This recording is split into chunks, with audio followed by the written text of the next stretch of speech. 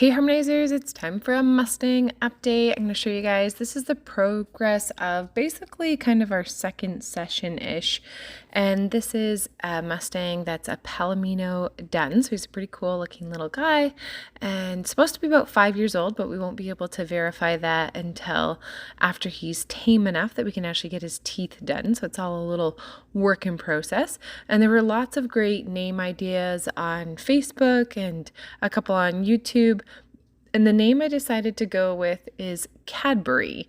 And I liked the idea of Cadbury because, well, Cadbury makes cream eggs, which are delicious, and he kind of has some cream egg vibes, but also he seems to be a really sweet, a sweet gelding that I think is going to make a really nice Mustang. And Cadbury is one of my favorite chocolates, so why not name him after something sweet, delicious, and something that's one of my favorites.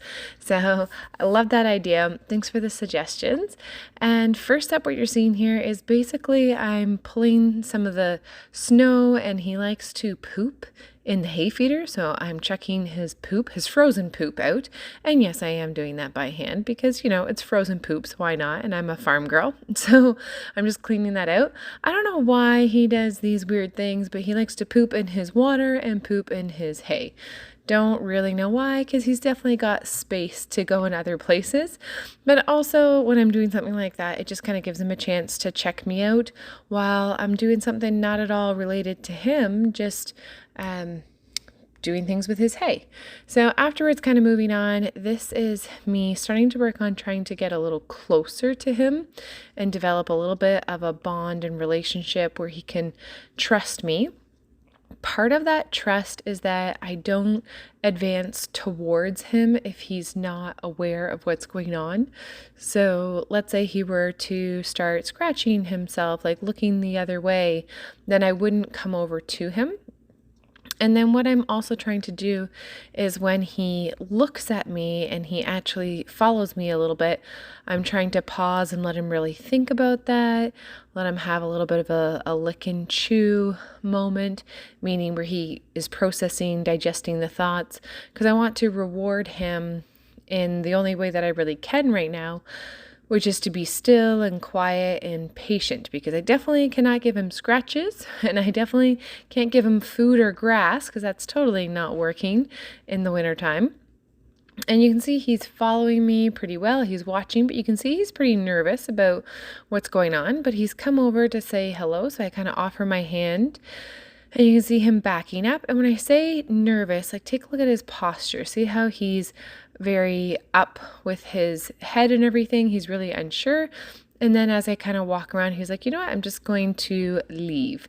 So I kind of walk after him a little bit, and then he starts running the other way. And I wasn't running. He just, gets nervous and then starts running, because that's what happens when it's a flight animal. They run when they're scared, usually is their go-to. So he runs to the other end, but then when he stops and he's facing me, I just kind of pause, and then I see if I can make some turning steps either side, because what I'm trying to do is help him figure out to follow me or track me around. But also this is still a little bit of the learning process for me to figure out, which side does he want me to be on? Which side is going to be more comfortable with me to approach? Because the side that he follows me better or seems to get a little closer, then I know that that's more likely the side that I might get my first touches. And so here I'm doing both right and left. You can see he's having a nice lick and chew moment there, and there's something off in the distance, so we're both kind of looking at that together. But he's doing lots of licks and chews, so he's really thinking and digesting what's going on. And you can also see that he's got a fair bit of space, so if he really doesn't want to be around me, he definitely can run away, which is a good thing for him to be able to have space to move.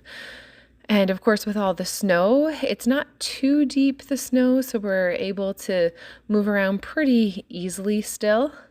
But that's going to change as the winter comes in full force. It's going to be much more challenging.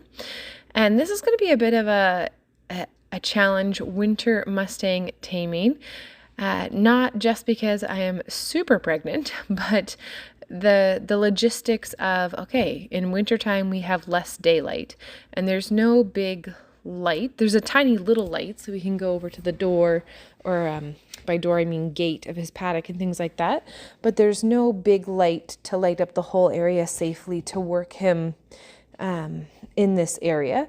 So I'm constricted by daylight hours. And for those of you guys that don't know, I do work a different job. So I'm actually a nurse and have my nursing job. So that takes up a good part of my daytime, or I'm with like kids or things like that. Here I thought, oh, he's so close, I'm going to offer my hand. And he's like, no, I'm not ready to touch. I'm thinking about sniffing you, but you are not allowed to reach out to me.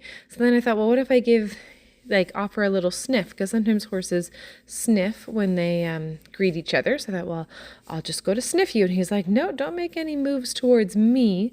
I'm only going to reach out towards you. So it's like, okay, this is all a bit of a learning for me to figure out, what is he ready for? What's he okay with? Does he prefer a hand? Does he prefer, my right hand, my left hand? All of these little things are pieces that I'm assessing as we go, in which direction. But yeah, because of the daylight hours in winter, that's one of the challenges of taming a Mustang. Another challenge is that there's no grass growing. So there's nothing else that I can give him as positive reinforcement, because he doesn't know what grain or cookies are. I can't even reach out my hand to him, so I can't feed him a cookie by hand. And hay, you can see he's got access to hay 24/7. He's got a really big bale that we give him, which is one of the nice things about winter Mustang taming, is it's okay to have a big giant round bale of hay out, because mold doesn't grow in sub-zero temperatures, at least the type of mold that's common in horse hay. So I don't have to worry about it getting wet or snowed on, because he'll eat it. Like, it's okay if it takes him several weeks to eat that ginormous bale. Whereas in the summertime, we usually try to have more Mustangs or more horses in the pen, because if only one horse is eating a ginormous round bale that's like 800 pounds of hay, it will take too long. Like, if we get a rainfall on it, it can go moldy if it's not eaten fast enough. Wet hay is okay for horses, but if it's not eaten soon enough, then it can mold where that wet was. So that's one of the upsides, but downsides that there's no grass. And then, of course, as we get more snow, it's going to be more difficult for me to walk through the snow, and just going to make things a little bit more challenging. So lots of different things.